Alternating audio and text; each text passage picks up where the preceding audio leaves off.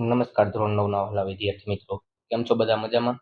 આજે આપણે તમારા સામાજિક વિજ્ઞાન વિષયના પાઠ નંબર 13 ભારત સ્થાન ભૂસ્તરીય રચના અને ભૂપૃષ્ઠ જેમનું આ વિડીયો લેક્ચરની અંદર સંપૂર્ણ સ્વાધ્યાયનું સોલ્યુશન છે એ જોવાના છીએ.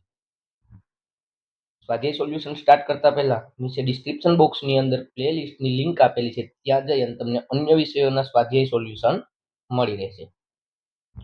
જેમાં પ્રશ્ન નંબર 1 છે. નીચેના પ્રશ્નોનો ટૂંકમાં ઉત્તર લખો. પ્રશ્ન ક્રમ 1, ભારતનું પૂર્વ ગોળાર્ધમાં મોકાનું સ્થાન છે સાથી.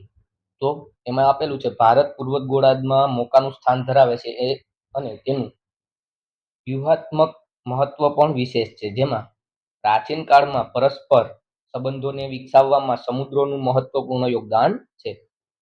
હિન્દ મહાસાગરના શીર્ષ સ્થાને ભારત આવેલો છે. પૂર્વ આફ્રિકા, પશ્ચિમ એશિયા, દક્ષિણ એશિયા વગેરે દેશો સાથે ઘનિષ્ઠ સાંસ્કૃતિક સંબંધો છે.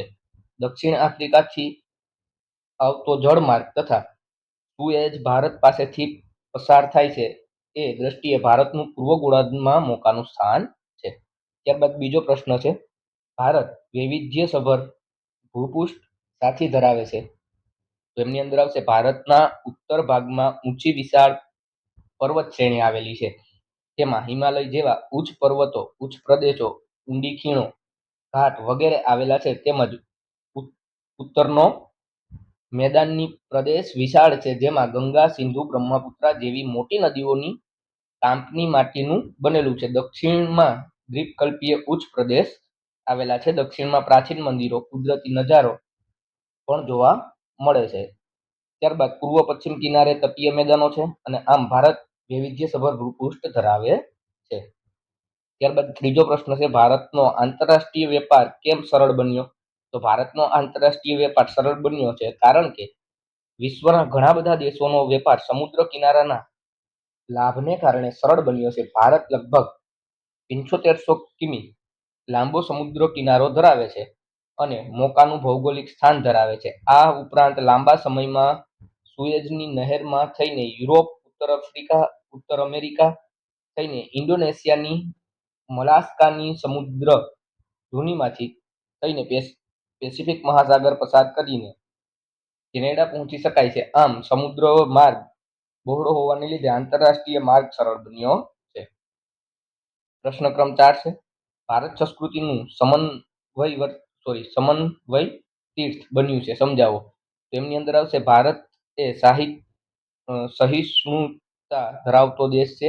તેમાં ઘણા ધર્મો, જાતિઓ અને પ્રજાઓ પ્રત્યે સંભાવ એ ભારતીય સંસ્કૃતિનું આગવું લક્ષણ છે. આથી ભારતને તમામ દેશો જોડે મૈત્રીના દ્વારા ખુલ્લા રાખીને સૌને આવકાર્ય છે.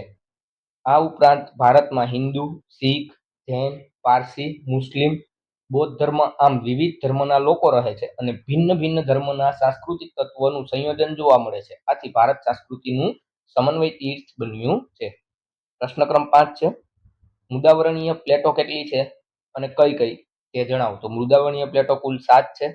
એમાં પહેલું પેસિફિક પ્લેટ, ઉત્તર અમેરિકા પ્લેટ, દક્ષિણ America plate, European plate, African plate, Indo Australia plate અને એન્ટાર્કટિક પ્લેટ.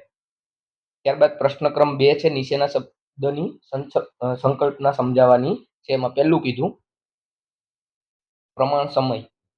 તો સમગ્ર દેશના તેના મધ્યમ ભાગથી કે મહત્વના સ્થળો સ્થાનિક સમય તે દેશના પ્રમાણ સમય માનવામાં આવે છે. આ સમય દેશના બધા સ્થળોને લાગુ પડે છે. ભારતમાં એક જ પ્રમાણ સમય, જ્યારે યુએસમાં 6 અને રશિયામાં 11 પ્રમાણ સમય આપવામાં આવ્યા છે.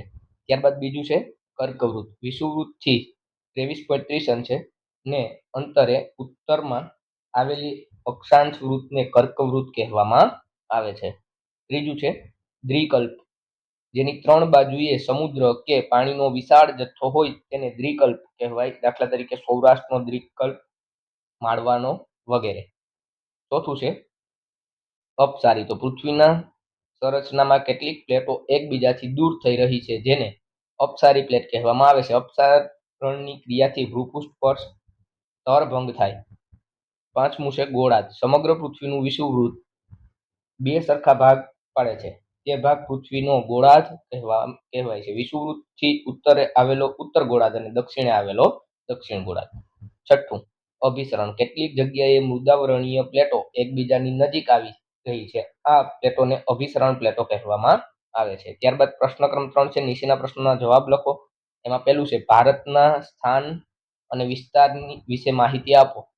તો ભારતના સ્થાન અને વિસ્તાર વિશેની માહિતી. વિસ્તાર દેશનો ભારત આગવું સ્થાન ધરાવે છે. ભારતનો મુખ્ય ભૂમિખંડો વ્યાસ 8.4 થી 37.6, ઉત્તર અક્ષાંશ વૃત્ત અને 68.96 થી 97.25 પૂર્વ રેખાંશ વૃત્ત વચ્ચે આવેલો છે. ભારતની મધ્યમમાંથી કર્કવૃત્ત પસાર થાય છે, જે 23,039 ઉત્તર અક્ષાંશ પર આવેલું છે, અને ભારતના અરબ સાગરમાંથી લક્ષદ્વીપ અને બંગાળની ખાડીમાંથી અંદમાન નિકોબાર ટાપુ આવેલા છે. એમનો વિસ્તાર. ભારત દેશના અક્ષાંશીય અને રેખાંશીય વ્યાસ બંને લગભગ સરખા 30 છે, પરંતુ વાસ્તવિક રીતે કાશ્મીરથી કન્યાકુમારી ઉત્તર દક્ષિણ લંબાઈ 3214 કિમી છે, અને પશ્ચિમ ગુજરાતથી શરૂ કરીને પૂર્વ અરુણાચલ પ્રદેશ સુધીનો વિસ્તાર 2933 કિલોમીટર છે. ભારતનું ક્ષેત્રફળ 32.8 લાખ ચોરસ કિલોમીટર છે. જગતના કુલ ક્ષેત્રફળના માત્ર 2.42% જેટલું છે. તે ભારતના પ્રમાણ સમયની રેખા 82.30 પૂર્વ રેખાંશ વૃત્ત છે, જે 5 રાજ્યોમાંથી પસાર થાય છે. તેનો સ્થાનિક સમય ભારતનો પ્રમાણ સમય માપવામાં આવે છે. ભારતનો ક્ષેત્રફળ સંદર્ભે જગતમાં 7મો ક્રમ છે. ભારતથી મોટા 6 દેશો અનુક્રમે રશિયા, કેનેડા, USA, ચીન, બ્રાઝિલ અને ઓસ્ટ્રેલિયા છે.